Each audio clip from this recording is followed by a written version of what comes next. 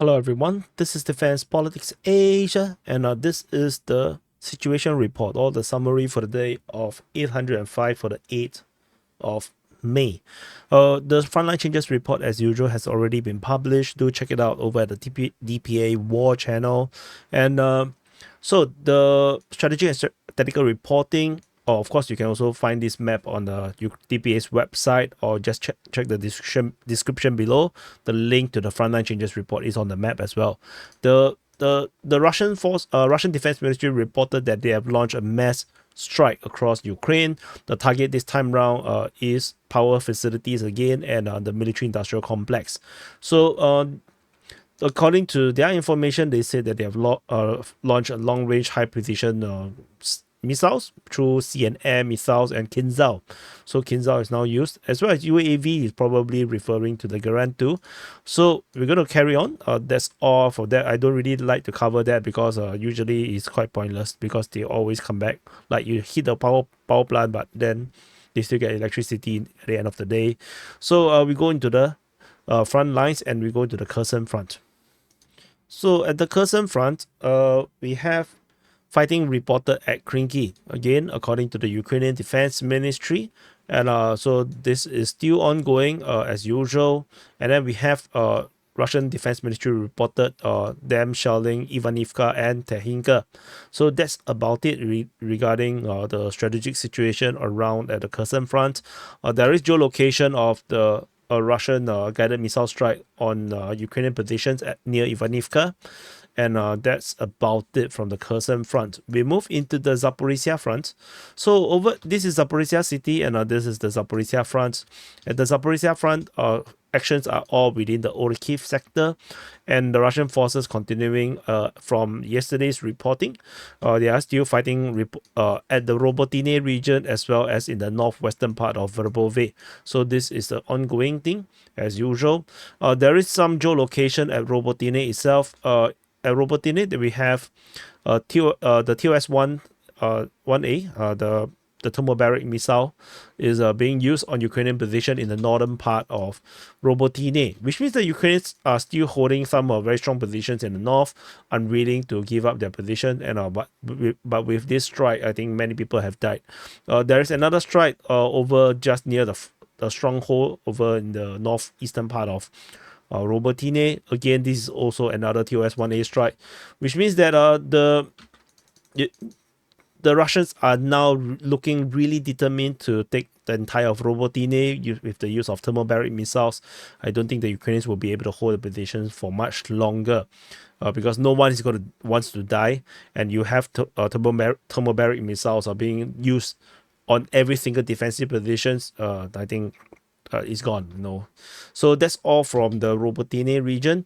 We move on into the Donetsk Front. So this is the Donetsk Front. At the Donetsk Front, the strategic situation is as such. There is fighting reported in the western part of Staromayoske at Staromayoske, Uruzhaine. And then there is fighting reported towards Vodian, towards Konstantinivka, towards Paraskovievka, as well as Krasnohorivka and the east of Krasnohorivka.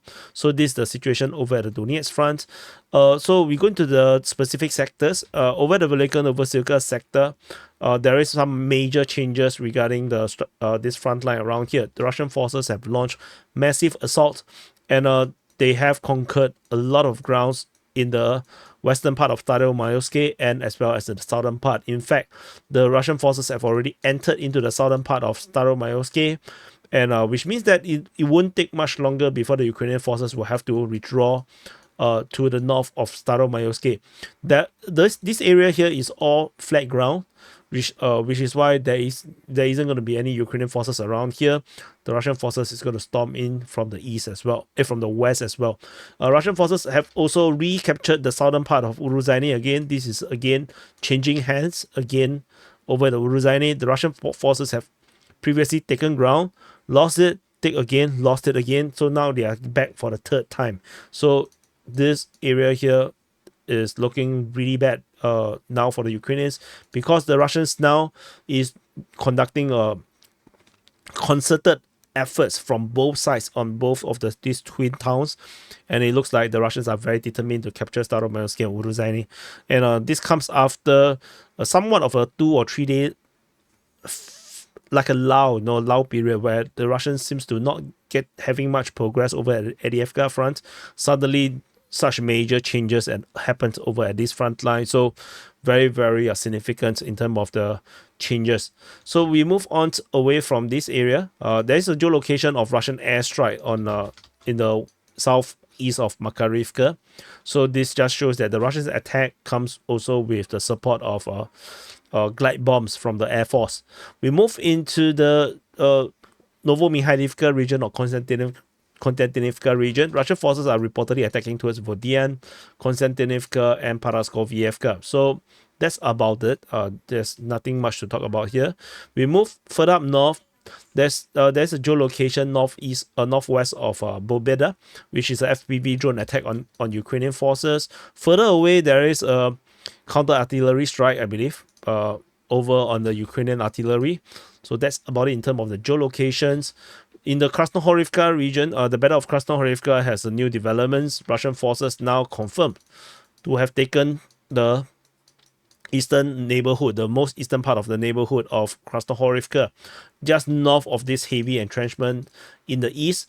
This comes after because the Ukrainians heavy entrenchment in the northern half of this eastern front on the northern part of this lake has already been taken by the Russians previously. So now there is this massive gap where the Ukrainian forces do not have heavy entrenchments, and then the Russians are now exploiting this. And with this change means that the Russian forces can actually swing down to the rear positions and cut off any Ukrainian forces that is defending over at this eastern front of the Krasnohorivka. And it looks like with this development, the Ukrainian forces will likely to decide to retreat instead, or risk getting encircled, because the Russian forces can also attack from the south and actually do a pincer attack from both sides, and this will be disastrous for these Ukrainian forces around here. So this is a big development for this battle of Krasnohorivka. So we will continue to monitor the situation over this front line, and going out, we move into the Avdiivka Front. So the Avdiivka Front, a lot of things happening around here, but not a lot of frontline changes. Over in the southern half, we have fighting reported over at the Pervomaisky region as they try to break into this Ukrainian salient. They have managed to successfully take down one of these three lines. Russian forces are also trying to break out from Nevelsky. Ukrainian forces counterattack at Nevelsky. Ukrainian forces also counterattack at Pervomaisky and Netelove. Russian forces attack in the northern part of Netelove, fighting towards Yasnobrodivka as well as Umansky. Particularly at Yasnobrodivka, Ukrainian forces are also attacking towards Vodian. At the Yasnobrodivka region, the Russian forces managed to capture some grounds, which I already covered in the frontline changes report, as well as in the northern part of Netelove. So it's just some tree lines and tree junctions that was being taken by the Russians. And then on this south of Pervomaisky is basically one tree line. However, this tree line here is likely to compromise the Ukrainian positions over on this salient, which might be encircled if the Russians manage to push another push from the south. And so the Ukrainian forces here may want to withdraw backwards in case they get encircled. So there is a geolocation of Ukrainians vehicle getting destroyed over on the road towards Khalivka. Another one which is an artillery system getting hit by a guided artillery system from the guided artillery shell from the Russians, hitting, destroying this Ukrainian artillery. So this is the situation over at this southern flank of the Avdiivka Front. We move further away to the central part. So in the central part of the Avdiivka Front, Russian forces are attacking at Umansky. They are attacking at Semenivka. Ukrainian forces counterattack over this area here. Russian forces attacking towards Novoselivka, Persha, towards Novoporovsky. Ukrainian forces counterattack at Solovyove. Russians attack at Sokil. And another attack towards Yelhevnivka. There is Russian forces getting geolocated to be destroyed over in the within the established front line, and then the Ukrainians have a Bradley getting destroyed just on the Ukrainian side. So the front line, there's no front line change in this area here. Everything checks out, and so that is good. The Russians seem to have trouble pushing out of Semenivka. The Ukrainian forces are still holding some strong positions around here, it seems. And of course, no much changes over at Umansky. And going to the northern flank, in the northern flank, as previously reported, the Russian forces are attacking towards Yevhenivka, as well as towards the progress. They're attacking towards Sokil. Ukrainian forces counterattack at Solovyove. Russian forces attacking north at Ocheretine and towards Alexandrivka, Novo Alexandrivka, sorry. And they are fighting in the area of Arkhangelsk. They are attacking towards Kalinove. And so that's the current situation. There's a geolocation at Novo Alexandrivka confirming the Russians' position over at this front line around here. And furthermore, Russian Defense Ministry have confirmed the capture of Novo Kalinove. So this is the announcement of the capture of Novo Kalinove by the Russian Defense Ministry, coinciding with Victory Day. Or it's actually yesterday, so it's yesterday. So 1 day before the Victory Day. So to celebrate the Victory Day, I guess. The first capture of Novo Kalinove was announced by the Ukrainian side on the 30th of April. So this is actually almost 10 days late. From 10 days late, from the Russian Defense Ministry. But yeah, so it is what it is. So there is a flag now here over at Novo Kalinove. So this is the strategic situation around here. The Ukrainians seems to manage to hold the line now very well. The Russian breakout has ended. Basically, there is no more breakout over at this front line. Not sure if it has anything to do with the holidays, like the Easter, the Orthodox Easter, or is it has anything to do with the Victory Day? Or most likely, I guess, is that the Ukrainians over at this area here is now receiving the ammunition that they has been asking for. Maybe more ATGMs, more ammunition rounds for artillery and whatnot, because this supplies has been approved, and it did need to take some time to reach the front line, and maybe it's because it has already reached the front line, which is why the Ukrainians are doing very well right now at holding back the Russian push. So there's not much frontline change around here for at least a few days already, but this is why I also say that but when the Ukrainians are concentrating all their efforts to defend this breakout here, the Russians started to pound on the Ukrainians in the other front lines. One of which is at this Velika Novosibirsk sector, as mentioned just now, and later you will see over at the Siversk Front. We move away from this, from the Avdiivka Front, over at the Niu-York Front. At the Niu-York Front, Russian forces are attacking Oleksandropil. The Ukrainian forces counter-attack at New York. They also attack at Sumy. The Russians attack at Pivdeny. So this is the current situation at New York. There is a geolocation of a Russian Russian airstrike on Ukrainian positions in Oleksandropil. So that's about it over this area here. The fact that there is an airstrike might suggest that the Russians are a bit more serious about this area here, but we shall see. We are not sure exactly what the Russians are planning. There is a lot of entrenchment around here, so it's not exactly the best place to launch an attack into. We move into the Bakhmut Front. So in the southern flank of the Bakhmut Front, Russian forces are attacking at Kudyomivka, Andriivka, as well as Klishchiivka. So I would not go through into details who reported this because you can actually look at it in the mapping. Everything is sourced. I don't make things up. So do check out the Ukraine war mapping. And we move further up to the central or northern half of the Bakhmut Front. Russian forces are attacking Novi as well as Ivaniske. And that's about it in this area here. We have various geolocation like FPV drone strike at Kreminna. There is there's an airstrike at Chasivya as well as an airstrike at Ivanivske. So these are the few geolocated stuff of the Ukrainians getting hit. So that's about it over at the Bakhmut Front.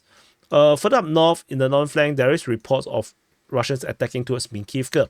So Minkivka is over here. This is actually a forward operating from the last time, long time ago. It used to be a forward operating HQ.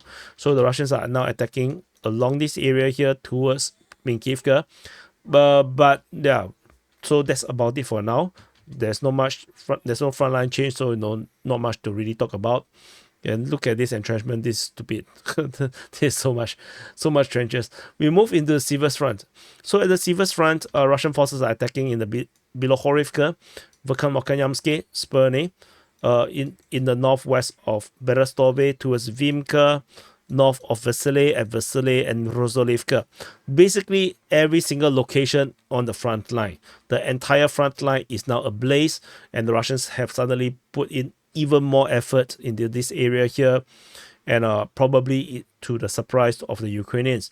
And with this massive attack, there is a major frontline changes around here, particularly over in the Vasily region, all the way stretching to Spurny. Russian forces have taken some grounds, and basically the Ukrainian mappings have basically disclaimed many areas, as well as declaring certain areas captured by the Russian side. So the details of it, of course, already covered in the frontline changes report, so I don't think I need to rehash it again. So significant is this area here. This is part of the hill. So there's this entire area here. This is actually a high ground. This is a series of hills where the Ukrainian forces actually build up all the defensive line around here. There's a lot of trenches around here. The Russian forces basically take part of it, and with this they can actually just hit into the rear positions. They don't have to take all the hills, and this would represent a compromise of the Ukrainian defense in this area here.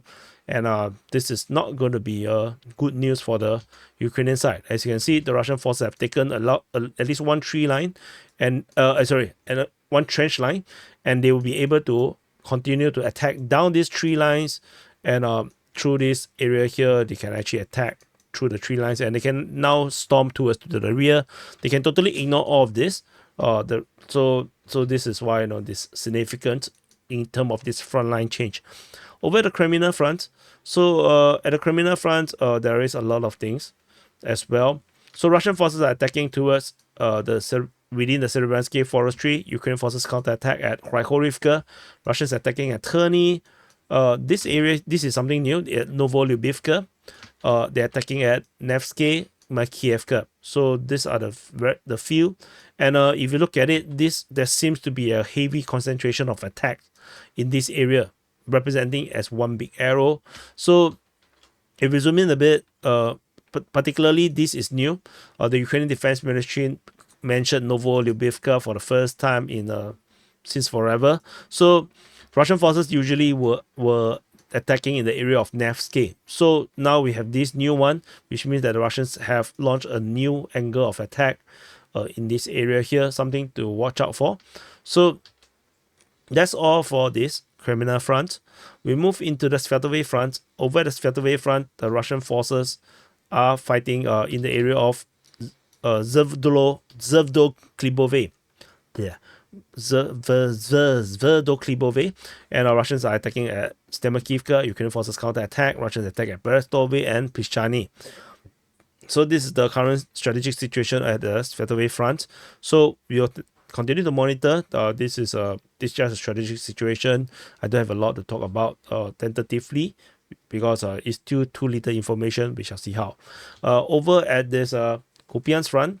So at the Kupyansk Front, this is Kupyansk city. At the Kupyansk Front, Russian forces are attacking at Sinkivka, Petropavlivka, Ivanivka. And so that's about it. The Russian Defense Ministry, however, also announced the capture of Khyslivka. So in this area here, the Russian forces previously have already captured Khyslivka on the 5th. So this is around 3 days late from the Russian Defense Ministry on the report that they have fully captured Khyslivka. So this comes after that 2 days ago, they have just announced the capture of Kotyarivka around here. So we will continue to monitor this area here in the Kupyansk Front. We move into the border regions. At the border regions, there is in the north of Kharkiv, one airstrike being reported at Slobozhansky. So one airstrike around here at Slobozhansky, and another one just south of it, where it's hit. Something was hit. The Grad, some kind of a multiple launch rocket system was hit, but I'm not sure exactly by what thing. So They basically just do strikes around this area here in the north of Kharkiv. So the Russians continue to soften the Ukrainians over the Kharkiv front, and that's about it.